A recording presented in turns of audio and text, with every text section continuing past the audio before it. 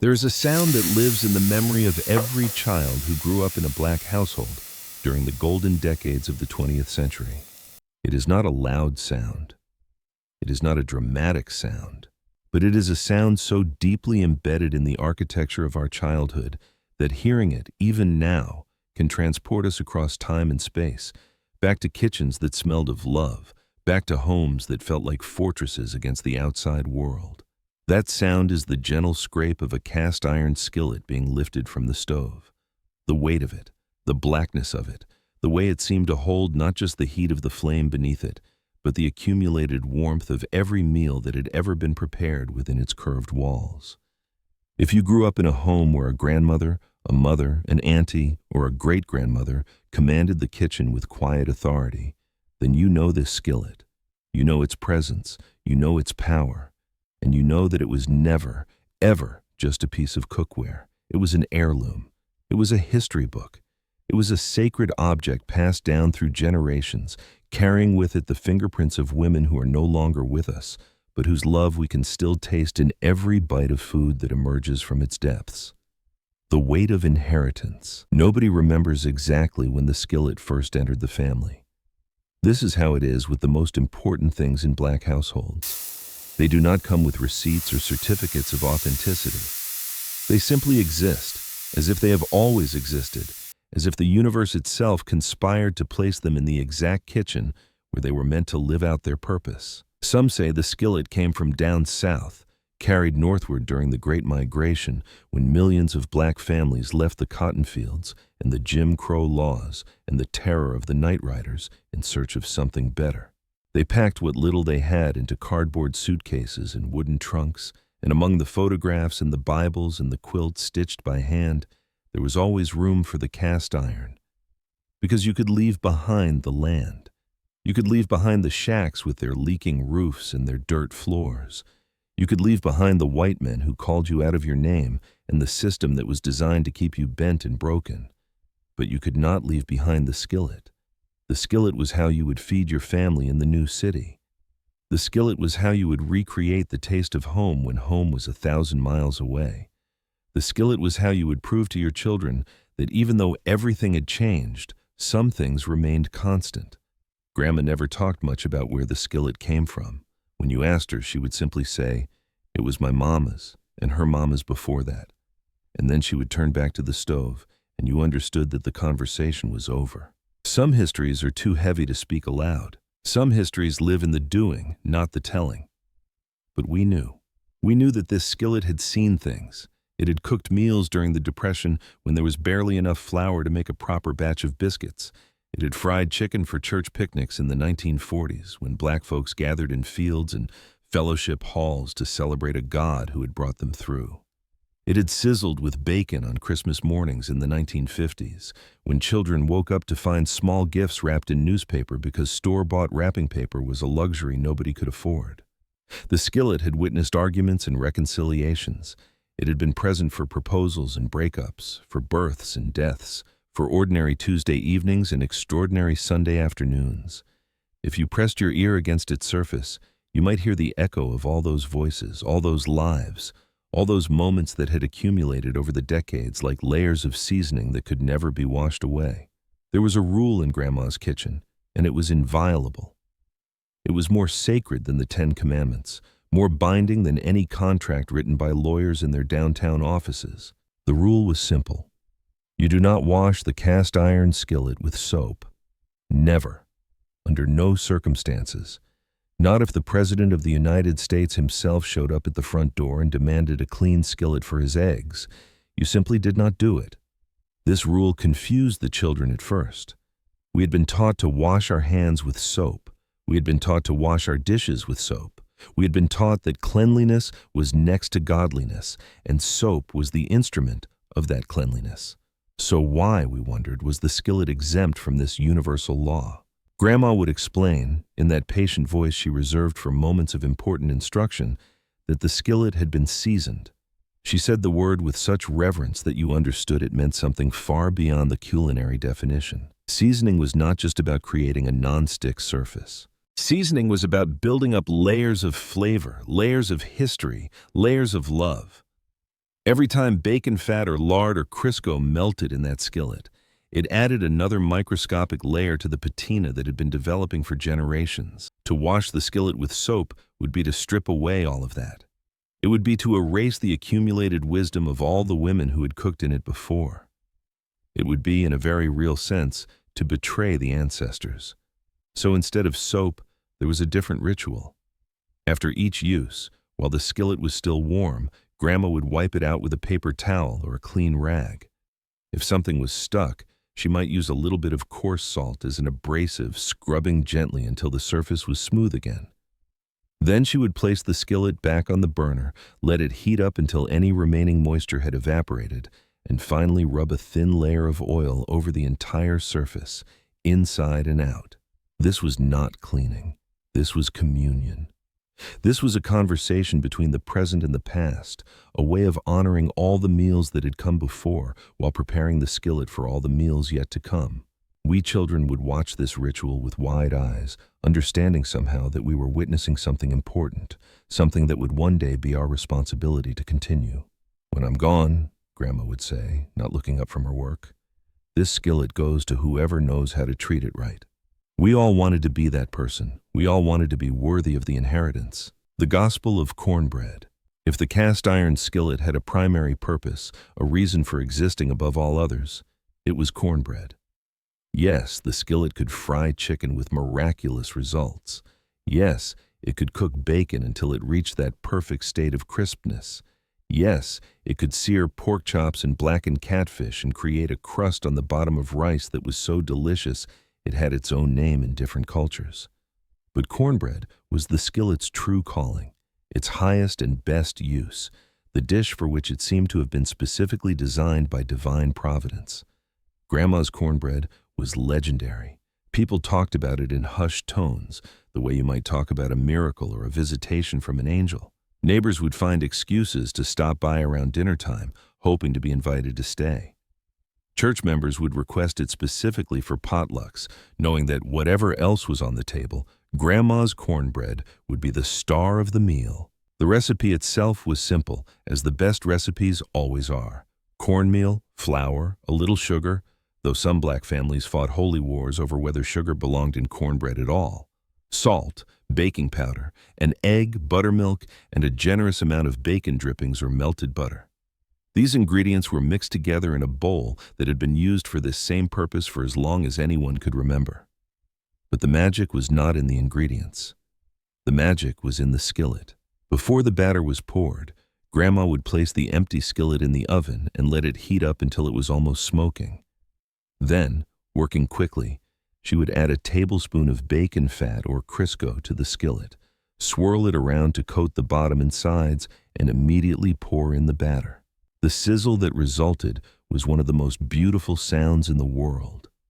It meant that a crust was forming on the bottom of the cornbread, a crust that would be golden and crispy and almost caramelized, a crust that could not be achieved by any other method in any other vessel. 20 minutes later, the cornbread would emerge from the oven, puffed and proud and smelling like everything good in the universe. Grandma would turn it out onto a plate, revealing that bottom crust in all its glory, and then she would cut it into wedges and serve it with butter that melted on contact and maybe a drizzle of honey if you were lucky. That cornbread was more than food. It was a statement. It was a declaration that despite everything the world had thrown at us, despite the poverty and the discrimination and the daily indignities of being black in America, we still had this. We still had the ability to create something beautiful and delicious and nourishing. We still had the skills passed down from our ancestors. We still had the cast iron skillet. Sunday morning. Sacraments. If you wanted to understand the rhythm of black family life in the 20th century, you needed only to observe a Sunday morning in Grandma's kitchen.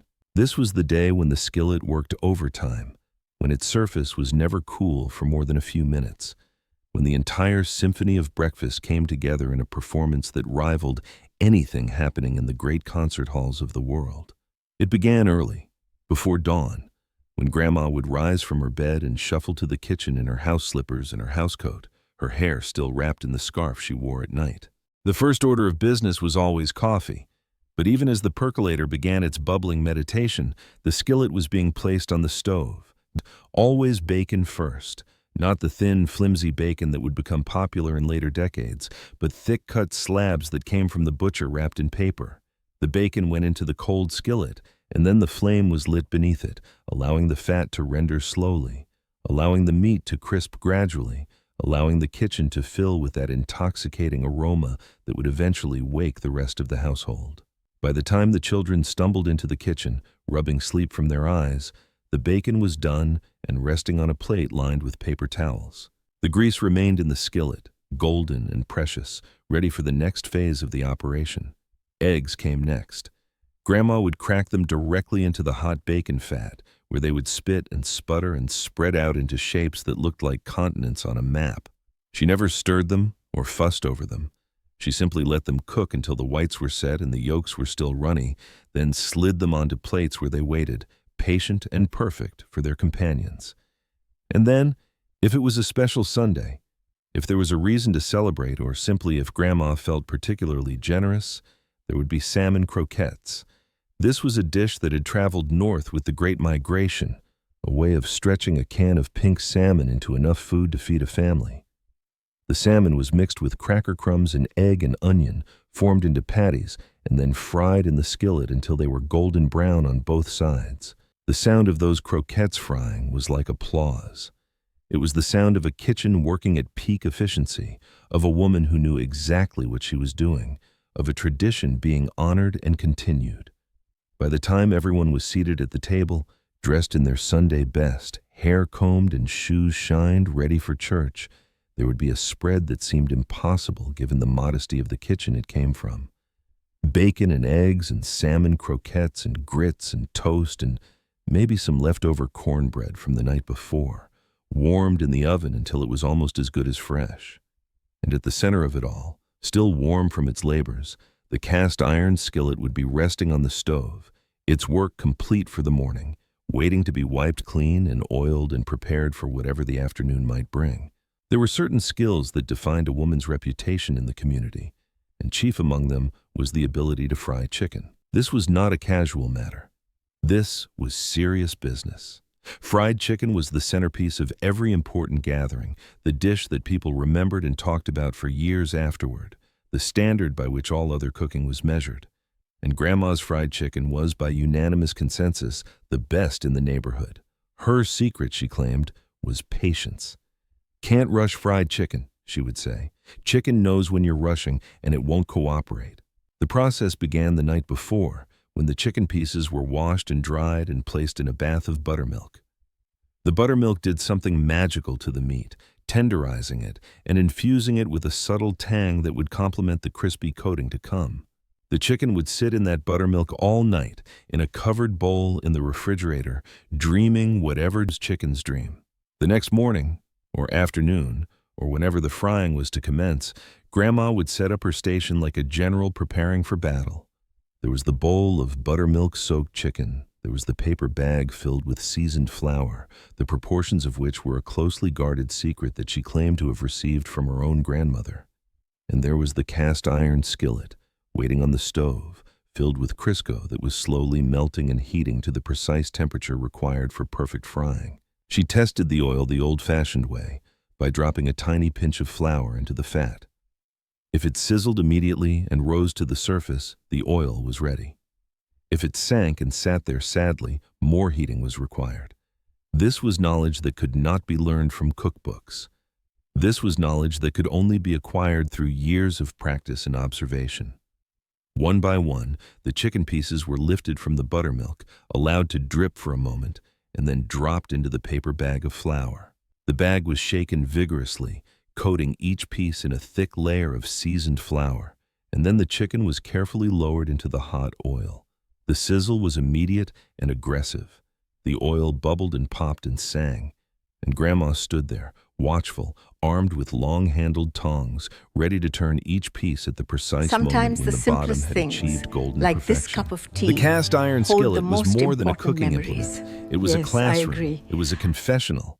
It was a place where the important conversations of life took place, where wisdom was transferred from one generation to the next, where secrets were shared and advice was given, and tears were shed and laughter echoed off the walls. Grandma understood this. She knew that a kitchen was a sacred space, that the act of preparing food together created a bond that could not be forged anywhere else. So she made sure to bring the children into the kitchen with her, to stand them on step stools so they could see into the skillet, to guide their small hands as they learned to flip pancakes and stir gravies. "You got to know how to feed yourself," she would say, "and you got to know how to feed your family. Everything else you can figure out as you go." These cooking lessons were always accompanied by life lessons. While teaching a grandchild how to tell when the oil was hot enough, Grandma might also offer advice about choosing a spouse. While demonstrating the proper technique for making gravy, she might share her philosophy on handling difficult people. While frying fish for a Friday night dinner, she might reminisce about her own childhood, about the parents and grandparents who had taught her these same skills in a kitchen 1,000 miles away and 50 years in the past. The stories she told were not always happy. She spoke of hunger and hardship, of working in white people's kitchens for barely enough money to survive, of watching her own mother grow old before her time from the weight of constant labor. But she also spoke of joy, of community, of the satisfaction that came from putting a good meal on the table, of the power that existed in knowing how to transform raw ingredients into something that could sustain both body and soul. "They can take a lot from you in this world," she would say, her eyes fixed on whatever was cooking in the skillet. "But they can't take what you know. They can't take your skills. You learn how to cook, how to sew, how to make $1 out of 15 cents, and you'll always be able to survive." The children listened.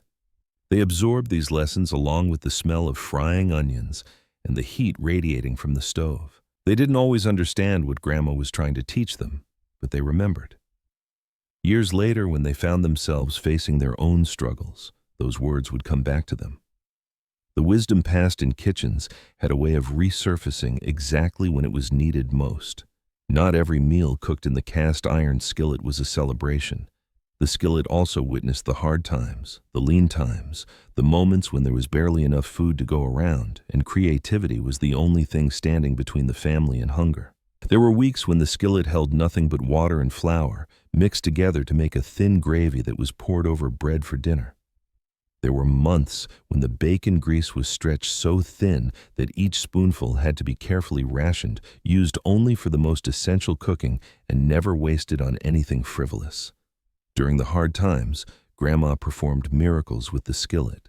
She could take a handful of dried beans and a ham hock that had already flavored 3 previous pots of soup and turn them into something that tasted like a feast. She could transform stale bread into bread pudding, tough cuts of meat into tender stews, vegetable scraps into soups that seemed to contain far more nourishment than their humble ingredients would suggest. "The skillet don't care if you're rich or poor," she would say. "It'll cook whatever you put in it. Your job is to put something in it." This was the essence of survival cooking, the tradition that had sustained black families through slavery and Reconstruction and Jim Crow and the Depression and all the other trials that history had thrown at them. It was cooking born of necessity, elevated by skill and determination into something that transcended its circumstances. The children who grew up watching these performances of culinary alchemy never forgot them. They learned that food was not just about ingredients and recipes, it was about resourcefulness. It was about refusing to give up even when the cupboards were bare.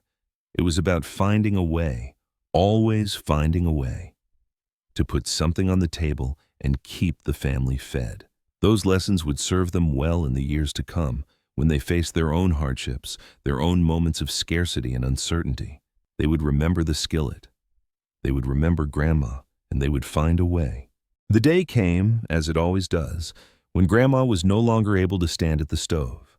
Her hands, which had once moved with such confidence and grace, had grown unsteady. Her eyes, which had once been able to gauge the temperature of oil and the doneness of meat with a single glance, had grown dim. Her legs, which had carried her back and forth across countless kitchens over countless decades, had grown weak.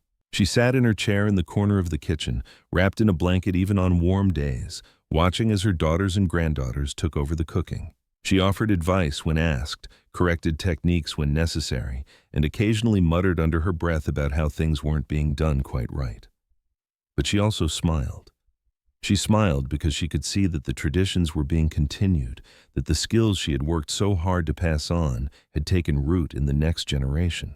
She could hear the sizzle of the skillet and know that even after she was gone, that sound would continue. The cornbread would still be made. The chicken would still be fried. The Sunday morning breakfasts would still bring the family together, and the skillet would remain. Before she died, Grandma made her wishes known. The skillet was to go to her oldest granddaughter, the one who had spent the most time in the kitchen learning the old ways, the one who had shown the most interest and the most aptitude. This was not a casual gift. This was a coronation. This was the passing of a torch that had been burning for generations. At the funeral, people spoke of Grandma's kindness and her faith and her strength, but they also spoke of her cooking. They spoke of meals they had eaten at her table decades ago, meals they could still taste if they closed their eyes and concentrated. They spoke of the fried chicken and the cornbread and the Sunday morning breakfasts that had nourished not just their bodies but their souls. And afterward, when the repast was held and food was spread across tables in the church fellowship hall, the centerpiece of the meal was fried chicken. It was made by Grandma's oldest granddaughter, using Grandma's recipe, cooked in Grandma's cast iron skillet. It was, everyone agreed, almost as good as Grandma's. Almost. But not quite. Because there was something about Grandma's cooking that couldn't be fully replicated. Something that had to do with all those years of practice and all that accumulated wisdom and all that love poured into every meal. Still, it was close. And it would get closer with time as the granddaughter continued to practice and learn and add her own layers of seasoning to the skillet's surface. The tradition would continue. The skillet would see to that. The decades passed. The world changed in ways that Grandma could never have imagined. Kitchens that had once contained only the most basic equipment now featured microwaves and food processors and convection ovens. Grocery stores that had once stocked a limited selection of goods now offered products from every corner of the globe. Recipes that had once been passed down orally, from mother to daughter, were now available at the touch of a button on devices that fit in the palm of your hand. And yet the cast iron skillet remained. It sat on stovetops in apartments and houses, in cities and suburbs, used by women and men who had grown up watching their grandmothers cook and who wanted to maintain that connection to the past. It was joined sometimes by newer skillets, the modern kind with chemical coatings and cool touch handles. But those skillets never inspired the same devotion, the same reverence. There was a reason for this. The new skillets were tools. They did their job and nothing more. But the cast iron skillet was different. The cast iron skillet was history. It was memory. It was a physical link to ancestors who had cooked and struggled and survived and loved. When you picked up a cast iron skillet that had been in your family for generations, you weren't just picking up a piece of cookware. You were picking up the weight of all those lives that had come before. You were connecting yourself to a chain of tradition that stretched back through time, through the Great Migration and Reconstruction and slavery itself, all the way back to Africa, where cooking over open flames had been an art form for millennia. The young people understood this, even if they couldn't always articulate it. They sought out cast iron skillets at estate sales and antique stores, not because they were fashionable, though they were, but because they sensed something important in them. They watched YouTube videos about how to season a skillet, how to maintain it, how to bring an old, neglected skillet back to life. They posted pictures of their cornbread on Instagram, using the same recipes their great-grandmothers had used, seeking approval from the past. And sometimes, if they were lucky, they inherited a skillet from a grandmother or aunt or mother. And when they did, they understood that they had received something priceless, something that could never be bought or replaced, something that carried within it the accumulated love of generations. The cast iron skillet sits on the stove now, in a kitchen that would be both familiar and strange to the women who first cooked with it. The stove is electric, not gas. The countertops are granite, not formica. The refrigerator has a computer screen on its door and can order groceries automatically when supplies run low. But the skillet is the same. It is black and heavy and scarred from 100 years of use. Its handle is worn smooth from countless hands that have gripped it. Its surface is slick with the accumulated seasoning of 10,000 meals. The woman who cooks with it now is Grandma's great-great-granddaughter. She is in her 30s, with natural hair and a degree from a prestigious university and a career that Grandma could never have imagined. She lives in a different world, faces different challenges, different dreams. But on Sunday mornings, she makes cornbread. She uses Grandma's recipe, written on a yellowed index card that has been passed down through the family like a sacred text. She heats the skillet in the oven until it's almost smoking, adds the bacon fat, pours in the batter, listens for that sizzle that tells her a crust is forming. And for a moment, as she stands at the stove, she is not alone. She is surrounded by all the women who have stood in this same position, performing this same ritual across the decades and the centuries. She can feel their presence. She can hear their voices. She can sense their approval. The cornbread comes out perfect. It always does when it's made with love, in a skillet that has been seasoned by generations. She cuts a wedge and takes a bite. It tastes like her childhood. It tastes like her grandmother's kitchen. It tastes like Sunday mornings when the whole family gathered around the table and everything felt safe and warm and permanent. It tastes like home. Outside the window, the world continues its endless transformation. Technologies emerge and become obsolete. Fashions change and change again. Borders are drawn and redrawn. Wars are fought and won and lost. Nothing stays the same. Nothing lasts forever. But the cast iron skillet remains. It will remain.